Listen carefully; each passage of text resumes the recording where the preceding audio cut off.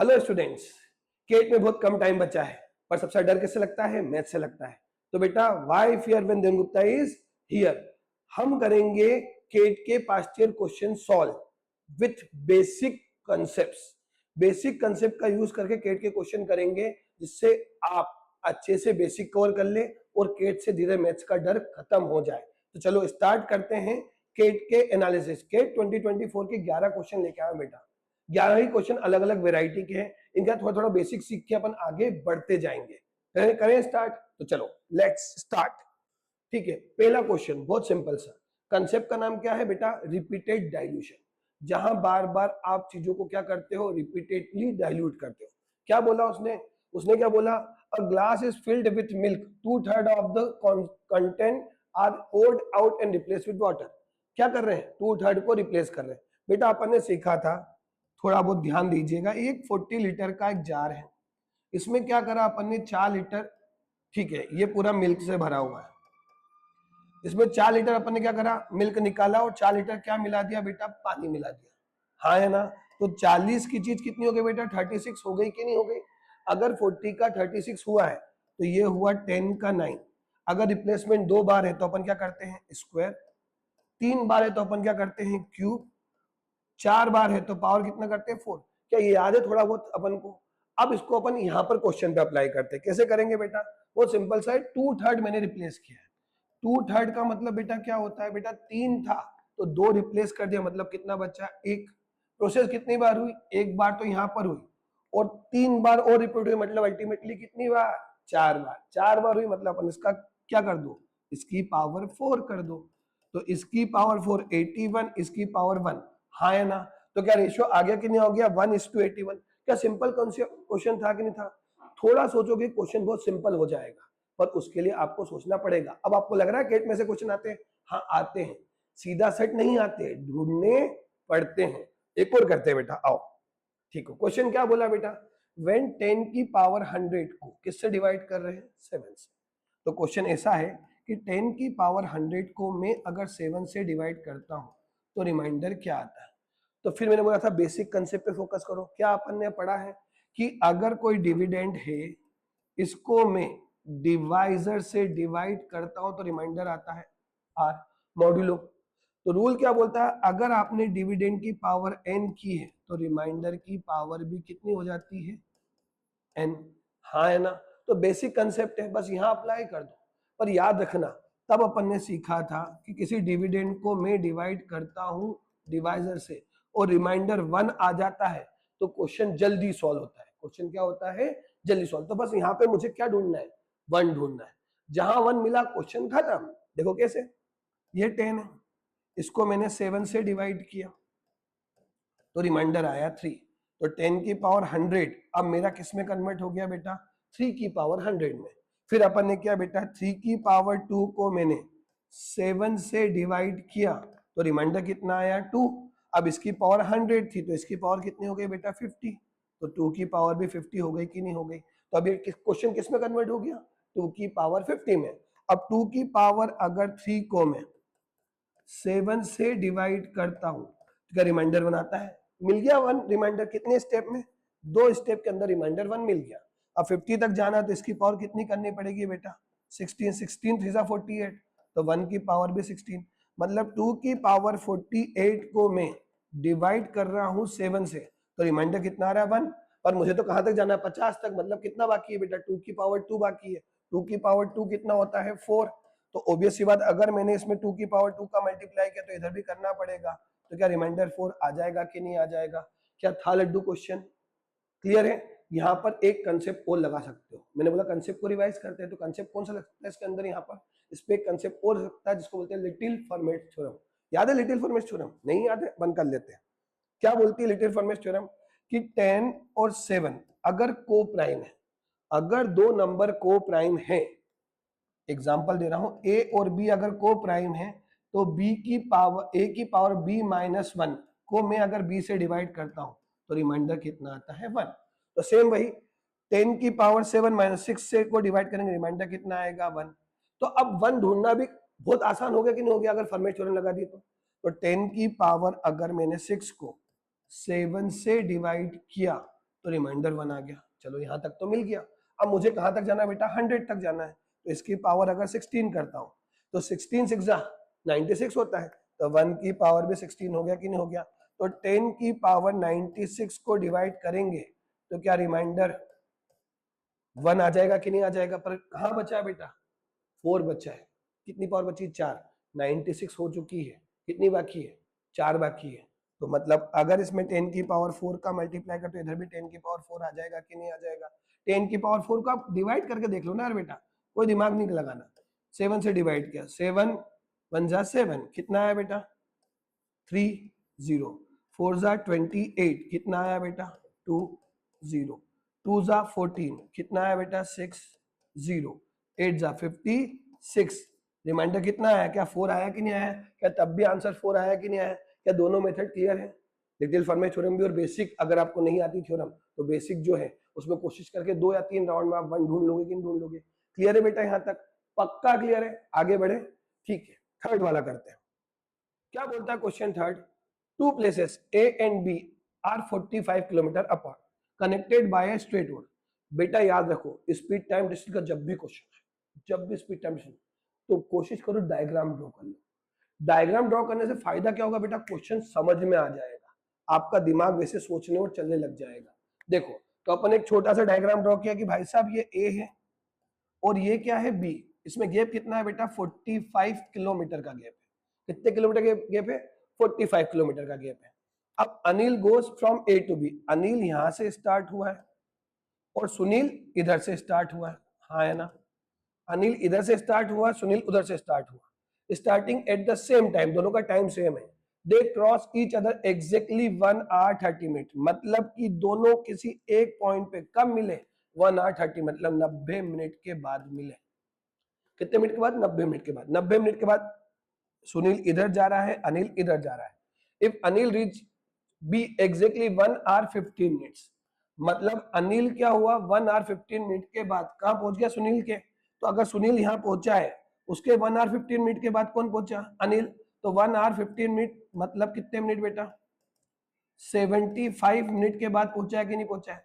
मतलब जो सुनील को टाइम लग रहा था उससे कितने मिनट ज्यादा, 1 hour 15 मिनट, मतलब 75 मिनट ज्यादा किसको लग रहे हैं, अनिल को, हाँ है ना। तो क्या पूछा है, speed of Anil in kilometre per hour, Anil की स्पीड निकालनी है।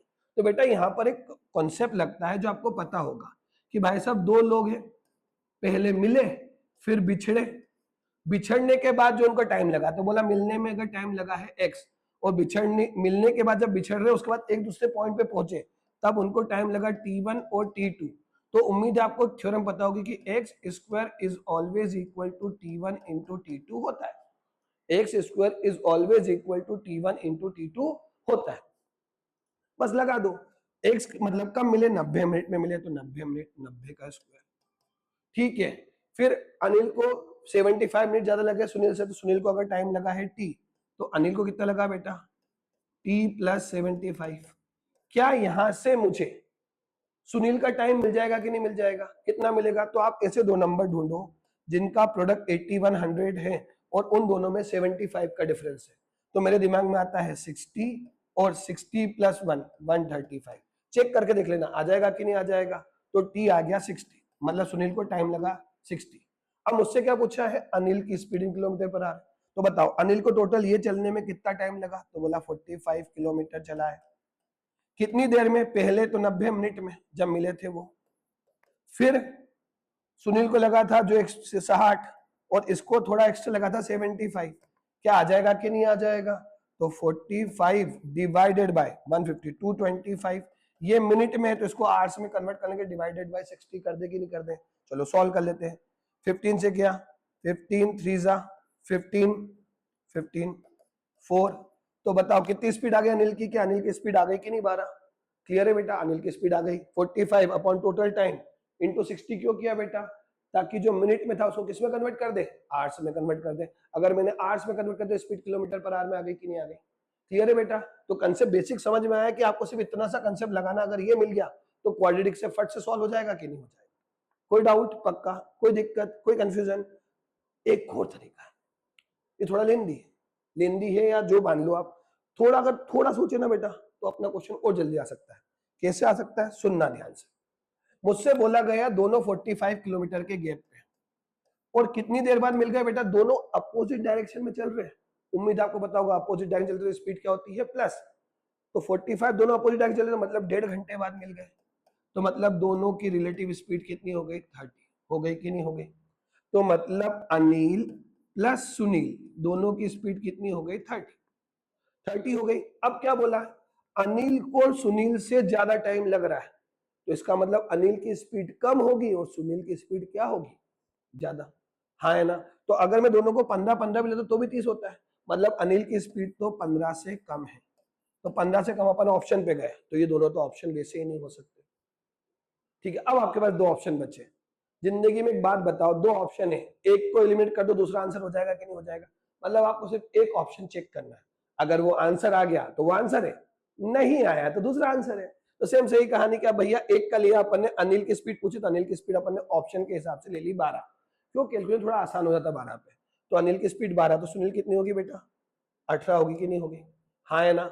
अब देखो ये 45 का गैप था, 1 घंटा 30 मिनट में अनिल कितना चला, तो अनिल यहां से चला है टोटल 18 किलोमीटर। तो सुनील कितना चला है, 27, हाँ है ना। अब अनिल को 27 चलना है कितने की स्पीड से, 12 की स्पीड से, और सुनील को चलना है 18 की स्पीड से। तो अनिल को लग रहा है 1 आवर और सुनील को लग रहा है, देखो 12 से डिवाइड किया, 2 आवर 15 मिनट, हाँ है ना। तो क्या 1 आवर 15 मिनट ज्यादा आ गया कि नहीं आ गया। तो जो अपन ने ऑप्शन उठाया था क्या यही आंसर होगा कि नहीं होगा, तो आंसर तब भी कितना आएगा, 12। क्या बहुत मिनिमम कैलकुलेशन अपना काम हो गया कि नहीं हो गया, हो गया। तो आपको बेसिक नॉलेज के साथ साथ आपका प्रेजेंस ऑफ माइंड भी यूज करना पड़ेगा, तब जाके केट आराम से अपन तय कर लेंगे। क्लियर है बेटा, स्पीड टाइम डिस्टेंस क्लियर है बेटा। चलो अगला कंसेप्ट उठाते हैं।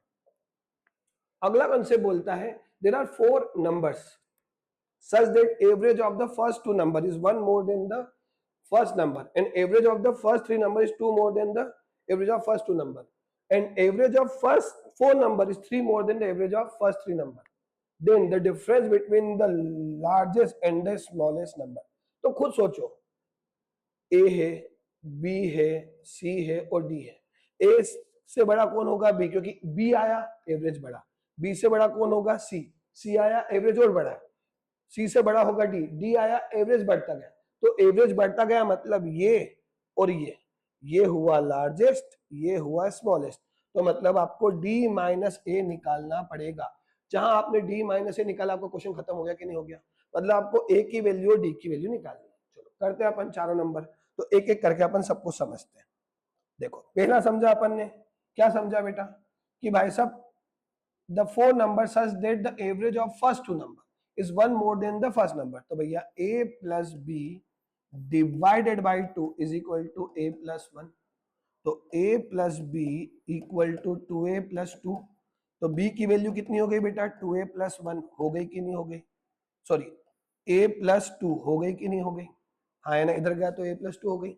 फिर आगे करा अपन ने a plus b plus c upon 3, इससे एवरेज ज्यादा है, 2 ज्यादा, मतलब ये हो गया a प्लस 2, हाँ है ना। 2 मोर देन तो मतलब a प्लस 3। चलो सॉल्व किया तो ये हुआ a, b की वैल्यू कितनी है बेटा, a plus 2 plus c equal to 3a plus 9।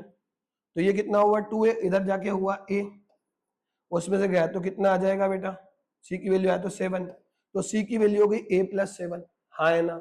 आगे बढ़े, 4 नंबर हो गए तो कितना हुआ, a plus B plus C plus D upon 4 equal to average, इससे ज्यादा मतलब a प्लस 6 हो गया कि नहीं हो गया। तो ये तो a ही है।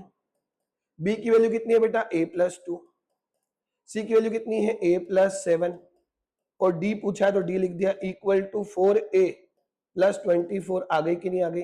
तो कितना है 3a चला गया तो a बचा और d बचा, हाँ है ना। तो d माइनस a बचा, हाँ है ना। और 24 में से चला गया 9, तो क्या 15 बचा। तो d माइनस a कितना हो जाएगा, क्या 15 हो जाएगा कि नहीं हो जाएगा। तो आंसर डिफरेंस कितना आएगा, क्या 15 आएगा कि नहीं आएगा। कोई डाउट है यहाँ तक, पक्का क्लियर है। तो a माइनस डी का डिफरेंस कितना आया, 15 आया कि नहीं आया। ये है आम जिंदगी। अब कुछ मेंटोस करके देखें, जहां एवरेज है वहां आपको प्रॉपर्टी पता होगी। एवरेज की क्या प्रॉपर्टी होती है बेटा, एवरेज की प्रॉपर्टी होती है जितना एवरेज बढ़ता जाता है, ठीक है ना, क्वांटिटी भी उतनी बढ़ती जाती कि नहीं बढ़ती जाती है, हाँ है ना। तो अपन लेते हैं, सुनना ध्यान से। क्या बोला, एक नंबर है ए, एक नंबर है बी, एक नंबर है सी और एक नंबर है डी। आपको निकालना है डी माइनस ए का डिफरेंस। तो थोड़ा सोचते हैं, ए है, जैसे ही बी आया एवरेज कितने से बढ़ गया, 1 से बढ़ गया। अब 1 से एवरेज क्यों बढ़ा, एक नंबर इसका बढ़ा और एक बी का बढ़ा, मतलब बी की वैल्यू क्या a + 2 होगी कि नहीं होगी, एक इसका और एक बी का बढ़ गया कि नहीं बढ़ गया, हाँ है ना। तो एक बी की वैल्यू कितनी होगी a + 2। जैसे ही सी आया एवरेज कितने से बढ़ गया, 2 से, तो भैया इसका भी 2 बढ़ा, इसका भी 2 बढ़ा, हाँ है ना। और साथ में एवरेज 2 से बढ़ गया, मतलब कितना हो गया बेटा, a + 1 था, एवरेज कितना हो गया a + 3, तो 3 और जोड़ दो, तो 2 + 2 4 और 3 7, तो सी की वैल्यू कितनी होगी, a + 7 हो गई कि नहीं हो गई। डी आया, डी ने एवरेज को 3 से बढ़ा दिया, मतलब नया एवरेज कितना हो गया a + 6। तो एवरेज 3 से बढ़ा, मतलब ये भी 3 से बढ़ा, ये भी 3 से बढ़ा, ये भी 3 से बढ़ा, +6, तो डी की वैल्यू होगी a + 15। 9 + 6 15 आ गया कि नहीं आ गया। तो अब बताओ d माइनस ए का डिफरेंस क्या डायरेक्ट 15 आ जाएगा कि नहीं आ जाएगा। तो क्या बेटा, अगर थोड़ा दिमाग लेके आप एग्जाम में गए हो तो क्वेश्चन लड्डू है कि नहीं है। क्लियर है बेटा, यहां तक तो कुछ भी समझ में नहीं आया होगा ना आपको, उम्मीद आ गया होगा। हर कंसेप्ट को अपन ने सीखा, बेसिक भी सीखा और शॉर्ट ट्रिक भी सीखी। कोई डाउट है बेटा, क्लियर है। अगला क्वेश्चन करते हैं, आओ। क्या बोलता है अगला question, the sum of all 4 digit number that can be formed with the distinct non-zero digits a, b, c, d, with each digit appearing exactly once in every numbers इतना। when n is a single digit natural number, मतलब n की value 0 से लेकर 9 तक कुछ भी हो सकती है, ठीक है natural number, then the value of, इन सबका सम निकालना है। मतलब आपको क्या क्या निकालना है, a + b + c + d निकालना है और n निकालना है। अगर दोनों निकल गए तो इनका सम आ जाएगा कि नहीं आ जाएगा। तो थोड़ा सोचो, पढ़ा है अपन ने कॉन्सेप्ट कि सम ऑफ n नेचुरल नंबर, अगर n फैक्टोरियल करा है, जैसे फॉर एग्जांपल मैं बोलता हूं 1 2 3 4, इन चारों को अरेंज करके इन चारों का सम कितना आ सकता है। उसका एक छोटा सा फॉर्मूला होता है, बहुत छोटा सा फॉर्मूला, रट लो, n - 1 factorial 1 1 1 1 up to n times into sum of the digit, sum of digits, हाँ है ना। तो देखो क्या बोला, n - 1 कितने नंबर थे बेटा, 4, तो n माइनस मतलब 3 फैक्टोरियल, हाँ है ना। 1 1 1 कितनी बार बेटा, 4 बार। सम ऑफ डिजिट मतलब a + b + c + d, जो किसके बराबर बेटा, 1 5 3 3 1 0 + n के बराबर। अब ये कितना हुआ, 3 फैक्टोरियल मतलब होता है 6, तो नंबर हुआ 6 6 6 6, a + b + c + d कितना आएगा बेटा, 1 5 3 3 1 0 + n, हाँ है ना। अब गौर फरमाइएगा, जब मैं इसको 1 5 3 3 1 0 को 66 से डिवाइड करता हूं तो आता है 22.99, हाँ है ना, अप्रोक्सीमेट। तो अगला नंबर जो होगा 23 से मल्टीप्लाई करके अपना काम हो जाएगा कि नहीं हो जाएगा। मतलब दिस नंबर इज 23 इंटू इतना, जो किसके बराबर आता है, 153310 + 8 के बराबर। तो n की वैल्यू तो हो गई बेटा 8, और a + b + c की वैल्यू कितनी हो गई, 23, तो ये हो गई 23 और ये हो गया 8, तो 23 + 8 क्या आंसर आ जाएगा कि नहीं आ जाएगा। तो इसका आंसर कितना आएगा बेटा, 31। बात समझ में तो नहीं आ रही ना, कि आ रही है, आंसर 31 आएगा कि नहीं आएगा, हाँ सिर्फ 31 आएगा। क्यों, क्योंकि a + b + c 23 आ गया और n निकाल दिया अपन ने 8, या दोनों का सम पूछा है तो आ जाएगा कि नहीं आ जाएगा। क्लियर है बेटा, ये फॉर्मूला क्लियर है कि जब भी आपसे पूछे कि अपन डिजिट नॉट रिपीट होती है तो उनका सम बताओ, क्योंकि आंसर आ जाएगा कि नहीं आ जाएगा। क्लियर है, चलो अगला करते हैं, आओ। In September the income of Kamal Amal Vimal are in the ratio of 8:6:5. They rent a house together and Kamal pay 15%, Amal pay 12%, Vimal pay 18% of their respective incomes. If the income to cover the total house rent in that month in October, the house remains. देखो बहुत simple, बहुत लंबी कहानी दे रखी है, question पढ़ने में लेंदी है, पर थोड़ा सोचोगे तो आंसर कितना आएगा। क्या बोला उस क्वेश्चन है, भैया 3 लोग हैं, उनकी इनकम का रेशियो कितना है, 800 600 एंड 500। अब आप बोलोगे सर 100 क्यों लिया, तो 8:6:5 लिखा। बेटा 100 इसलिए लिया क्योंकि उसका परसेंटेज निकालना बहुत आसान है, इसलिए बस, और कुछ नहीं है। कितना रेंट पे कर रहे हैं? कमल 15%, तो इसका 15% कितना हो बेटा? 120 रेंट पे कर रहा है। अमल पे 12%, तो 72, इसका 12% 72 पे कर रहा है। विमल पे 18%, जिसका 18% मतलब कितना? 90 रुपए रेंट पे कर रहा है। तो टोटल रेंट कितना पे कर रहे हैं?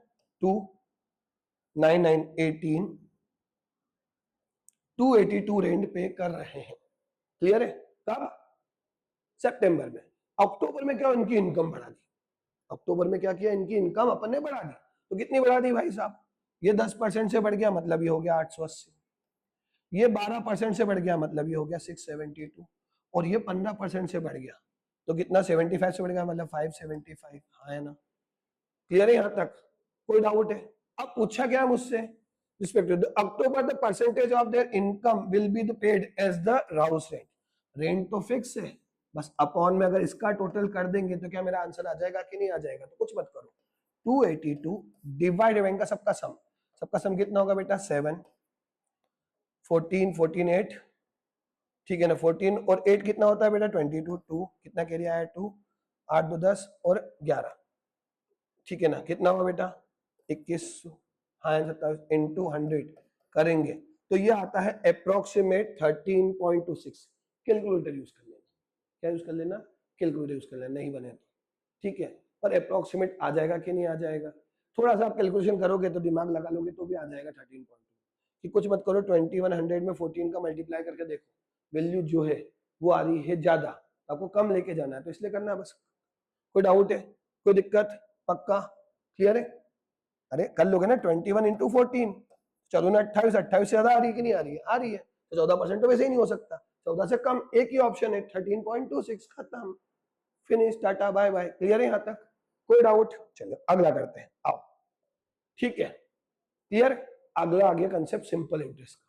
देखो कितनी वेराइटी, केट में अच्छी खासी वेराइटी आती है, सब कुछ देखने को मिल गया। ये क्या है? Simple interest. सिंपल इंटरेस्ट क्या होता है? जो हर साल सेम होता है। इतना कंसेप्ट अगर याद है तो क्वेश्चन लड्डू है। सिंपल इंटरेस्ट जो हर साल क्या होता है? सेम होता है। इतना कंसेप्ट याद है तो क्या होता है? क्वेश्चन क्या है? Laddu.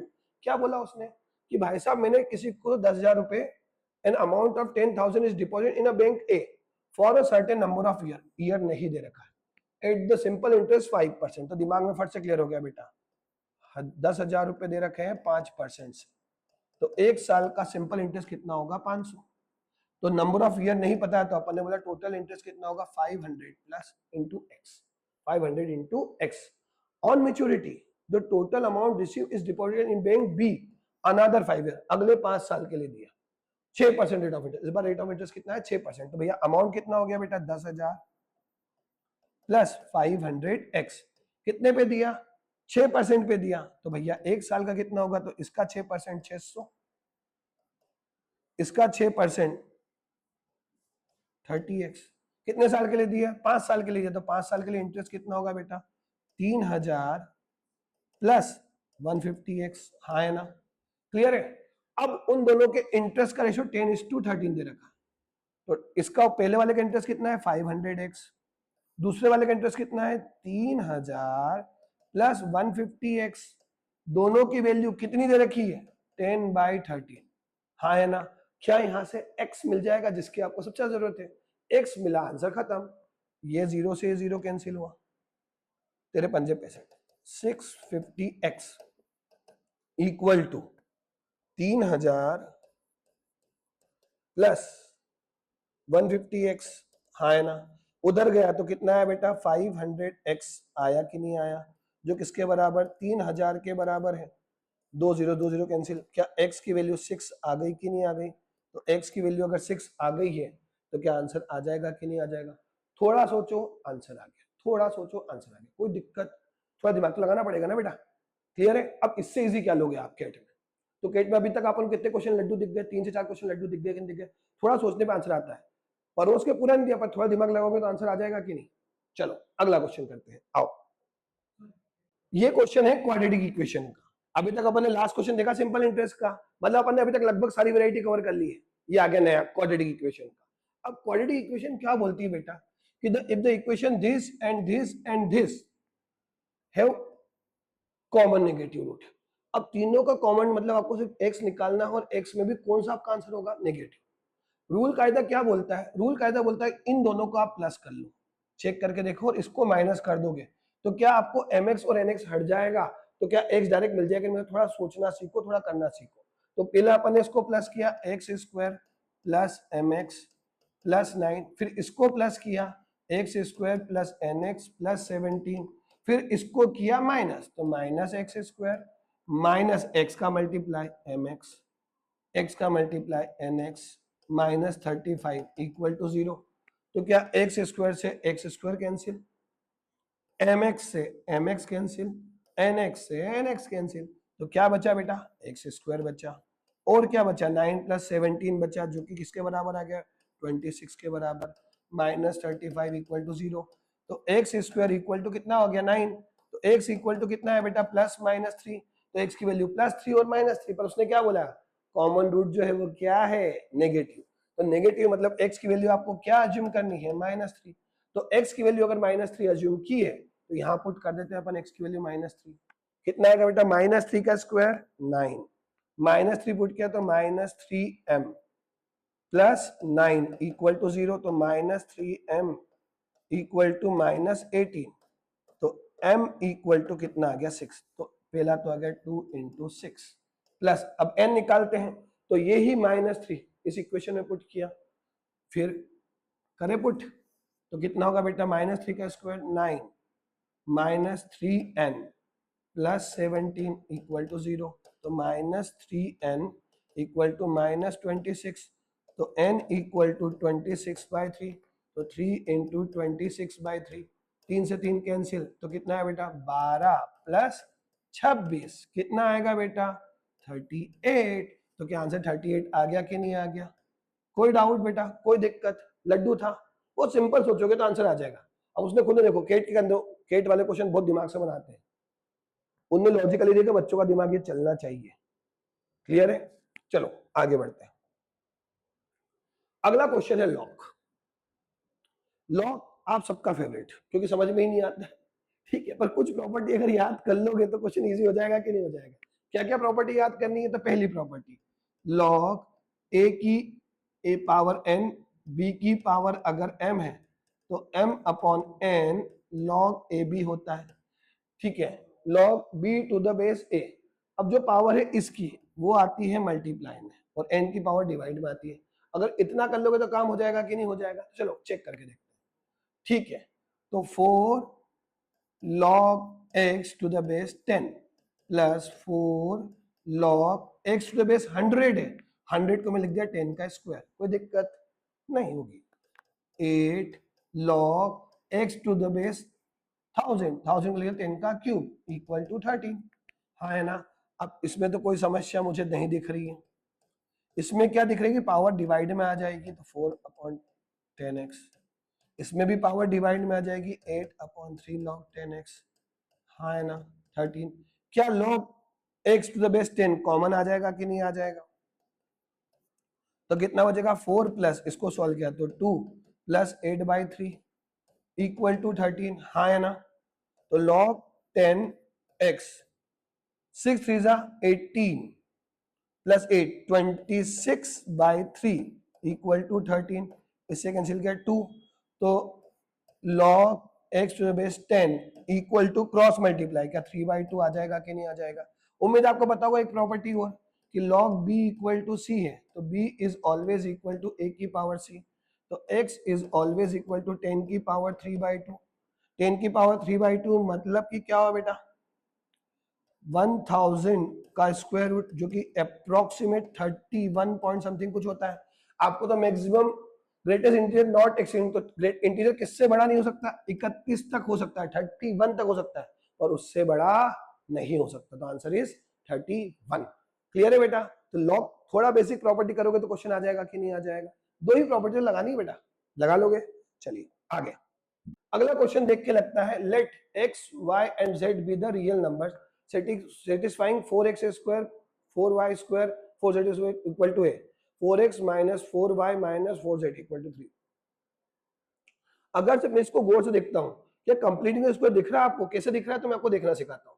4x square plus 4x plus 1 equal to 0। अगर सपोज करो ये लिखा होता तो इसको लिख सकते हैं 2x square plus 2 into 2x into 1 plus 1 equal 0। तो a square plus 2ab plus B square equal to 0। तो क्या आ जाएगा a प्लस बी का होल स्क्वायर। आ जाता है कि नहीं आ जाता है a प्लस बी का होल स्क्वायर। तो अब मैं इसको गौर से देखो, अगर मैं इसको ऐसा लिख दूं, सुनना ध्यान से, इसको लिखा मैंने 4x स्क्वायर प्लस इसको लिखा मैंने 4y square plus 4z square, इसको माइनस कर दिया माइनस 4x, फिर किया प्लस 4y, फिर किया प्लस 4z, इसको माइनस किया तो कितना है बेटा -3, है ना। अब कंप्लीटिंग द स्क्वायर में मुझे ये चाहिए और 1 चाहिए, तो लेके आए अपन 4x स्क्वायर माइनस 4x, ये चला गया ये चला गया, इसके उठा के लाया तो क्या -1 आ गया कि नहीं, सॉरी +1 आ गया कि नहीं आ गया, उधर उठ के आएगा। तो चलो एक इक्वेशन और लिख देता हूँ, 4x square plus 4y square plus 4z square minus 4x plus 4y plus 4z plus 3 equal to 0। तो अब ये इधर आया कि नहीं आया, एक हो गया। अब इसको लिखते हैं 4y square plus 4y plus 1, फिर एक और किया 4z square plus 4z plus 1 equal to 0, हाँ है ना। अब देखो क्या कंप्लीटिंग द स्क्वायर बन गया कि नहीं बन गया, इसको लिखा मैंने 2x माइनस 1 का होल स्क्वायर, इसको लिखा मैंने 2y प्लस 1 का होल स्क्वायर प्लस इसको लिखा 2z प्लस 1 का होल स्क्वायर इक्वल टू 0। अब बताओ तीन स्क्वायर का सम 0 कब आएगा, जब इन तीनों की वैल्यू 0 होगी। तो ये अगर 0 के बराबर तो x कितना आएगा बेटा 1/2, y कितना आएगा बेटा -1/2, z कितना आएगा -1/2। क्या x y z की वैल्यू आ गई, बस पुट कर दो तो क्या a की वैल्यू आ जाएगी कि नहीं आ जाएगी। तो 4 इंटू 1/2 का स्क्वायर 1/4, 1/2 माइनस का स्क्वायर मतलब 1/4, 1/2 z का स्क्वायर मतलब 1/4, तो 4 इंटू 3/4। तो क्या आंसर 3 आ गया कि नहीं आ गया, तो option B is the right. Clear है बेटा, पक्का, क्वाड्रेटिक क्लियर है, क्वेश्चन कैसे सॉल्व होते हैं ये क्लियर है, पक्का, कोई डाउट कर सकते हो। अब अगला करते हैं, आओ अगला भी क्वेश्चन ऐसे कंप्लीटिंग द स्क्वायर का है, थोड़ा देखोगे तो आ जाएगा। क्या बोला उसने, the X Y plane, the area in square unit of the region defined by inequalities, इससे और इससे दो इनइक्वालिटी से एरिया आपको ड्रॉ करना है। थोड़ा बहुत क्वाड्रेटिक ज्योमेट्री, थोड़ा बहुत कंप्लीटिंग द स्क्वायर लगाएंगे तो आ जाएगा कि नहीं आ जाएगा। चलो पहले तो अपन एरिया निकालने के लिए पहले ही समझते हैं। क्या इक्वेशन है, y should be more than or equal to x plus 4। अगर मैं इसको ग्राफ पे ड्रॉ करूंगा तो क्या ग्राफ ऐसा बनेगा कि नहीं बनेगा, x को 0 रखा तो y की वैल्यू कितनी आ गई 4, मतलब ये वाला पॉइंट मिल गया कि नहीं मिल गया, 0,4।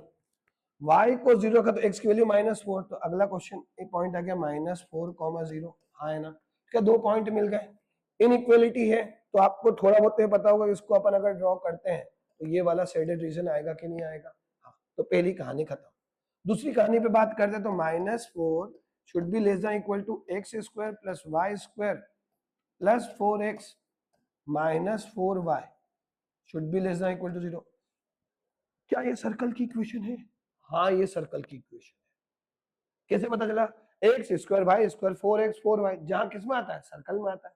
तो ये तो बात समझ में आ गई कि कौन ज्योमेट्री में सर्कल की इक्वेशन है। अब ये निकालना कि रेडियस क्या क्या है, तो अगर मैं इसको बोलता हूं, थोड़ा सोचो, इसका आधे का स्क्वायर पता होगा ना, कंप्लीटिंग स्क्वायर का रूल होता है कि जो कोफिशिएंट ऑफ x होता है उसके आधे का स्क्वायर प्लस और आधे का स्क्वायर माइनस कर दो। तो अपन ने किया, तो -4 equal to x square plus y square plus 4x minus 4y, 4 का आधे का स्क्वायर कितना होता है 2, 2 का स्क्वायर प्लस और 2 का स्क्वायर माइनस, y के साथ जो है 4 इसका आधा, फिर 2 का स्क्वायर प्लस फिर 2 का square minus should be less than equal to 0। अब गौर से देखो, -4 should be x square plus 4x plus 2 का square plus y square minus 4y plus 2 का square -4 -8 should be less than equal 0। तो अब इस दोनों साइड +8 कर दिया, तो यहाँ +8 किया तो कितना है बेटा 4 आया। इसको लिखा मैंने x प्लस 2 का होल स्क्वायर इसको लिखा y माइनस 2 का होल स्क्वायर, और इसको 8 प्लस किया तो 8 आ गया। क्या क्वाड्रेटिक इक्वेशन की रेंज आ गई कि नहीं आ गई? कि भाई ये सर्कल की रेडियस 2 का स्क्वायर से लेके 2√2 का स्क्वायर तक होगी। हाँ, 2√2 मतलब ये वाली कहानी।